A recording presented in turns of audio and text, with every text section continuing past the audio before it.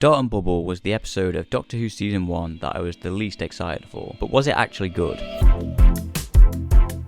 Okay, so like I just mentioned, this episode was probably the episode of Doctor Who Season 1 that I was the least excited for. I expected it to be a very cringy boomer take on social media and being obsessed with smartphones, and I honestly expected it to be the low point of this season. But luckily enough, although there is definitely some of that in this episode, that's not all this episode was about, and I was actually pleasantly surprised by this episode. So Dot and Bubble sees the residents of Fine Time, children of the rich elite, living inside their social media bubble as they are slowly being eaten by slug creatures known as man-traps, with the Doctor and Ruby trying to save them through their screens. But was this episode actually any good?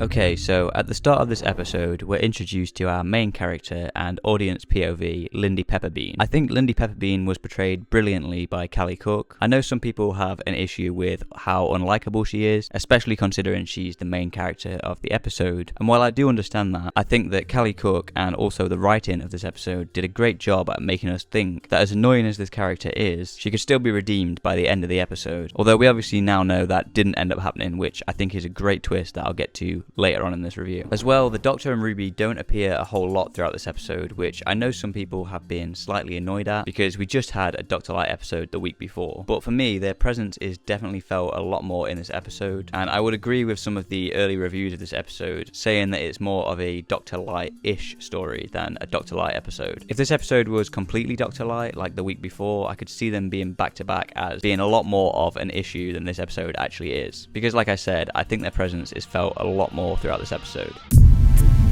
So the social commentary in this episode is probably my favourite part about this episode, and definitely the thing that surprised me the most about this episode, because like I mentioned, I initially thought the social commentary in this episode was just going to be about social media and being obsessed with being on your phone, not looking what you're doing, and just kind of scrolling through social media wherever you are, which I was really worried about, especially with it being written by Russell T Davies, who's in his 60s now. So I was worried that this social media commentary was going to be quite bad, and while this social media commentary is in there, and there's definitely a lot of those negatives in there that I was worried about, I personally think the social media commentary is actually only the smallest part of the social commentary in this episode, and I think a lot of people have misinterpreted the rest of this episode as just being that social media commentary, when in actuality I think the main point of this episode and the main social commentary is around social divisions, particularly with classism and elitism, with some people even misconstruing the ending of this episode as also being about classism and elitism. And while that definitely does play a part in the final scene of this episode, to me and a lot of other people it was very clear that that final scene is meant to be mostly about racism, but obviously still with hints of classism and elitism in there. But I'll get more onto the final scene later on. Now, this middle act of the episode is where one of my main issues with this episode arises, and that's the pacing issues, because this part of the episode is where the pacing really starts to meander a little bit for me, because the middle of the episode sees the characters mostly just sat in one place talking to each other over their screens. For example, I think the scene where Lindy Pepperbean is at work, along with the scene where she is hiding from the slugs and talking to the Doctor, both go on for a little bit too long, which leads to the pacing really meandering a lot in the middle. But I can understand this because obviously a lot of the episode does kind of need to consist of people talking through screens. It's just kind of unfortunate that they are kind of sat in one place for a long time.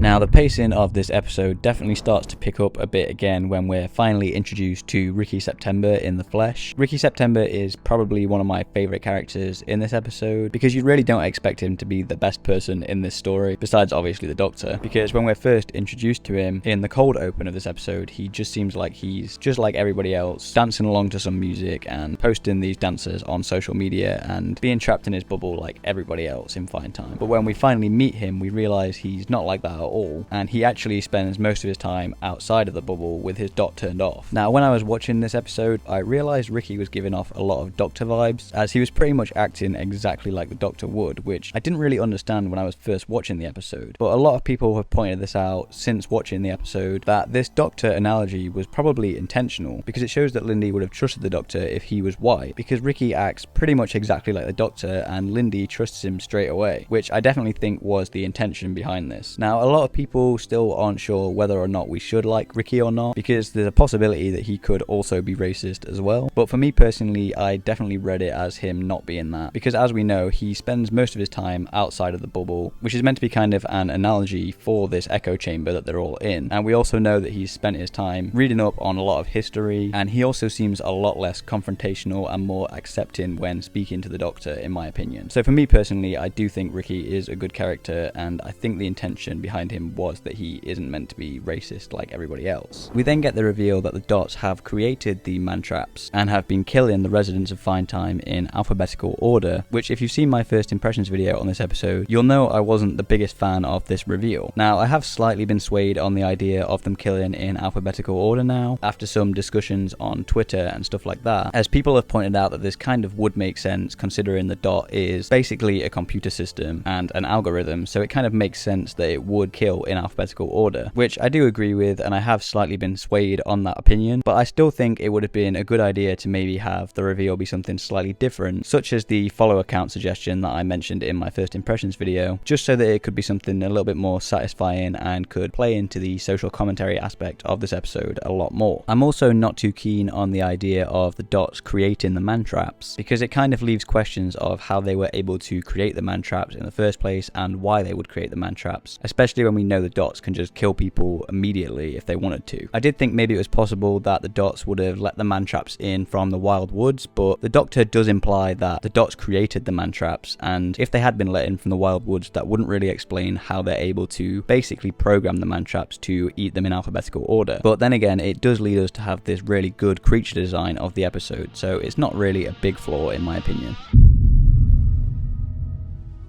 Now, we then also get the moment where Lindy basically throws Ricky under the bus by revealing that his surname actually begins with a C and that he changed it to September later on, leading to the Dots killing Ricky instead of killing Lindy, which I think is probably one of the main reasons why they chose to do the killing in alphabetical order thing, instead of having it be some other reveal that would be more satisfying to the social commentary of the episode. And this is obviously a great opportunity to show Lindy's true colours ahead of the final scene. And that leads us into the final scene, where we obviously learn that the residents of Find Time don't accept the Doctor's help because they're all racist and they don't want to go with him because he's black, which I was surprised to find out that some people didn't actually get that that's what this scene was about. But like I said, this scene does obviously still have elements of classism and elitism in there, so I guess people who didn't see that weren't completely wrong. But for me personally, I think the racism in this scene was fairly obvious, especially with a lot of the lines about voodoo and contamination in there. And when you really think about it, and especially if you rewatch this episode, the hints about their racism become a lot more clear throughout, which I think is why this episode benefits so much with rewatchability. I think Ncuti's performance in this moment is absolutely incredible, especially considering it's the first thing he filmed for season 1, and it's definitely a defining 15th Doctor moment. It's probably the defining 15th Doctor moment of this season for me so far. I think my only criticism, and this isn't necessarily for this episode in particular, but for the season as a whole, is that he's cried in pretty much every episode he's been in so far, and while I definitely think it was incredibly warranted